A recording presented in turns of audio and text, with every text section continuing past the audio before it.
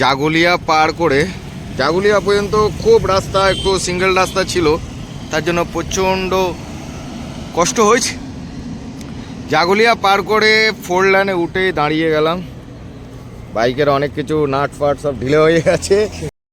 এখন মোটামুটি আমরা জাগুলিয়ায় চলে এসেছি, তাই তো?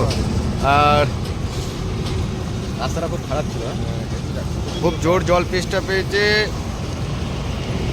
রোদ্দুরেই দাঁড়িয়ে আছি।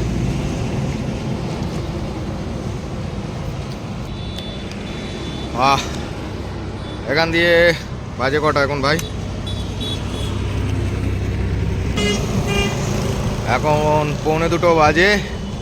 মোটামুটি চিন্তা ভাবনা আছে যে বহরমপুর গিয়ে দাঁড়িয়ে যাবো, কেন সন্ধ্যেবেলা গাড়ি চালাবো না। আজকে এমনি লেট করে বার হয়েছি,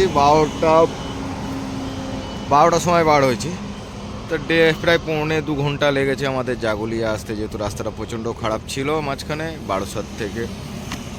আর আগে যাই, ভিডিও মোটামুটি যতটা পারবো করব। বাই।